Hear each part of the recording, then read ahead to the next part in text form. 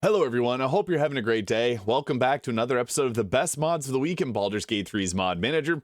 I'm short on time today, so we're just going to dive right into things here first with this incredible Sorcerer subclass mod made by Incognito Burrito. This is the Book of Sorcerers 5th edition Dungeons & Dragons Sorcerer subclass mod, featuring 4 exciting new subclasses here, including the Aberrant Mind, Clockwork Soul, Divine Soul, and Lunar Sorcery. I'll likely be covering all of these in the future as I'm a huge Sorcerer fan. And if you haven't already, Incognito Burrito has put out a lot of other mods like the Book of Druids and the Book of Wizards. Also, they have the Circle of the Shepherd Druid and the Circle of Dreams Druid. I've covered these all in previous videos, so you can check those out because they've made a lot of really great mods. Also, Sumer Dagnoth, who made the Fighter subclass combined and many other mods like that, actually helped out a bit with the icons here. It's really nice to see modders collaborate and put out some incredible work. So what's nice about the Incognito Burritos mods is they always list out all the different subclass features here, so you can see all of that there. Don't want to waste too much time on this because I will be covering this in a future video, but this is really cool. I highly recommend checking this out. What's also nice is they do have up to level 20 support on these mods too. Now, another really cool mod is made by Kira for Kira May here. They've made a lot of really fun new mods like the Tree Home and the Player Housing mods.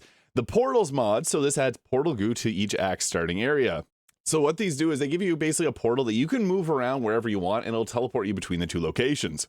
What's nice about this is you can set up some really cool combinations of just teleportation throughout the map. So if you're looking to explore the game in a new way, I think this is pretty cool because you can also throw them and then teleport your way over. So this is great on like a throw zerk. It kind of gives you almost like a dimension door style way of playing. And yeah, highly recommend also their Realtor and Treeholm mods, and even the Kira's kill count, which counts how many times you've eliminated enemies. They put out a lot of really cool mods, and pretty much every time they release a mod, it ends up on my best mods of the week video. We also got the automatic combat. I think a lot of people would find this one interesting. This is by Quick Kruger here. And so basically what this now does is it makes so that combat is automatic.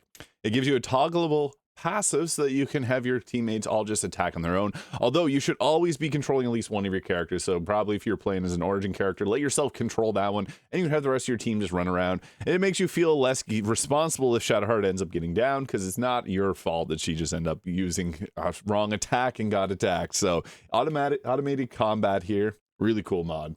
We also got your new chest friend, Mimic Companion, which gives you Chester the Chest, which is a mimic, but it's a companion that grows alongside your character. So this is cool. It's essentially a walking chest. It can take damage. If you get into a fight, it'll disappear until business is all sorted out. Basically, it replaces where the tutorial chest will be, and you get this funny looking mimic chest here. So yeah, this can hold up all your loot, and there's a few other things related to this. This mod is made by Cheek, who's made a lot of really cool mods. I highly recommend checking out their duo class mod, the Dream Guardian mod. I've talked about this in a past video. It lets you basically have a second character that you play alongside. You're both a somewhat weaker version of yourself, and there is downsides to it, which I think is nice because it makes you have to think strategically while playing. Now, this video is obviously about their new chest friend Mimic, so highly recommend checking this out, but also their duo class mod is fantastic too. Now, this is nice. Warrior of the Elements Monk Player Handbook 2024. So, Way of the 4 Elements, not always that strong, and Chiz Freak has actually put this together to make them a little bit more enjoyable. There's a few other mods like this, but this one is really great. So, tap into the power of the elemental planes, unlock the ability to use your elemental strikes, and turn off your normal unarmed attack so you can change the elemental damage type. Kind of similar to Sumer Dagnoth's 5e Monk subclass combined there. Way of the Ascendant Dragon Monk. It allows you to change the punch types to different elemental damage, which can lead to some pretty fun ways of playing. So there's now default unarmed attacks there. You got a variety of different abilities. You can create water, earth, or mud, or fire surfaces with this. You have the elemental burst attacks here. You can fly around. Yeah, this just is a complete overhaul to make the Way of the 4 Elements a lot better. Chiz Freak has a lot of really great mods, so highly recommend that. Now, we also got Kira's Lightning Bolt. This is kind of similar to the Mana Flare weapons that came out like when the Mod Manager got released on PC. Now, this gives you a Lightning Bolt that you can throw, kind of like Nyrulna. It does a lightning and thunder damage blast in an area of effect. I love Nyrulna, and this is just fun if you want to go around throwing actual lightning at enemies. I think this is a really great idea, so I had to showcase this one here. For those that really like want to play as Thor, you can throw lightning and then throw the Mjolnir weapon. As there's a mod for that as well, and they probably would combine pretty well if you're a fan of Norse mythology. Now, we also got the Barbarian Path of the Slayer. Now, this is meant for the Dark Urge. It comes with a new resource. You get Bloodlust. You get a 25% chance with your Channel Urge. I will be covering this in a future video because I think that this is really cool, especially for those that want to play a Dark Urge style playthrough. So Yeah, there's a lot of subclass features here. I think this is really fun, so it's worth checking out. This mod was made by Dirk Kriegwurst here, and yeah, Path of the Slayer. We also got 2024 weapon masteries. This is a cool mod by Mini Coopers here. So this adds a level 9 fighter ability to swap any weapon mastery for push, sap, or slow. So you can swap out the different fighting styles. Once you get yourself up to the correct level, you can switch whatever fighting abilities that you want to have on your weapon there. And it's pretty cool. So there's a bunch of different mastery properties that come with this. And it's based off the 2024 player handbook. So yeah, I'm always excited to see more 2024 player handbook mods get installed or added to the mod manager because they're all pretty fun. This is another crate mod by Crypto Hack. Anyone can sneak attack. This is obviously not meant to be super balanced, but you know, what's to stop someone from doing a sneak attack? This is great for a Gloomstalker, Ranger, really anyone. It's just obviously a little bit overpowered, level 20 support, but I think it's really fun. So if you don't want to dip into the rogue to get sneak attack, you can now add it to any character. So pretty cool. Fancy Hat by Klara.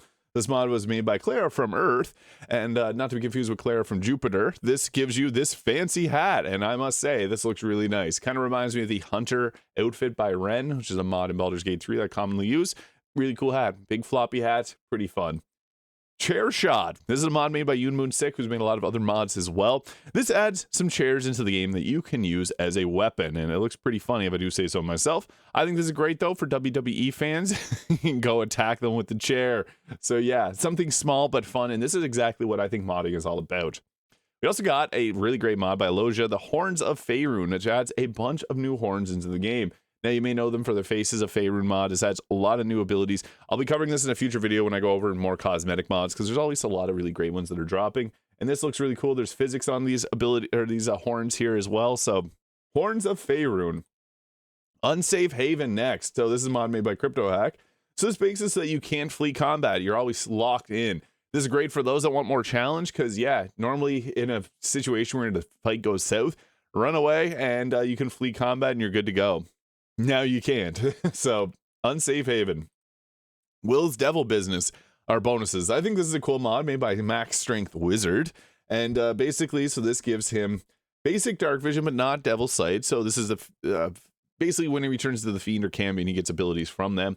He gets the Fiendish Blessing, +2 to armor class, and Hellish Resistance, some passives of the Tiefling racial bonuses. So I like this because it doesn't feel right that he takes on the horned appearance and kind of becomes devilish and doesn't get the benefits of that. So yeah, this adds those bonuses.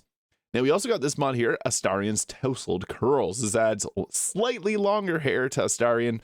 Pretty nice, I guess. This could be for you. I always like sharing these mods that change how the characters look, because some people just prefer their characters to look a little different. We also got the feat Cantrip Specialist. So this is a feat that basically makes it so that you have advantage on attack rolls for cantrips that don't require weapons, so you don't get it on Booming Blade, and creatures have disadvantage on saving throws against your cantrip. So it makes it so you can land your cantrips a little bit more easily. I think it's a cool feat. So yeah, feat Cantrip Specialist. Red Dragon Subrace. People have been talking about this. There's actually a few different ones like this. This mod was made by Marshall Katz here. This adds a subrace that lets you turn into a dragon, taking a whole new meaning to if you romance Lae'zel, you can let her ride a dragon. So reveal true self, Red Dragon. Yeah, you can turn into a dragon, you get fire breath, and this is a pretty cool option for those that are interested. There's others Red Dragon mods out there. We also got this Sword of Screams buff.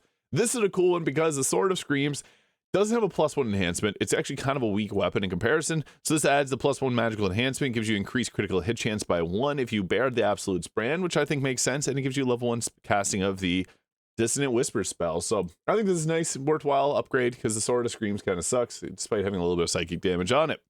Next is Wyld. So this increases your Wyld magic trigger chance and gives cantrips a chance to trigger the Wyld magic. I love the Wyld magic sorcerer, so I just had to quickly point this one out. Funny picture too, so...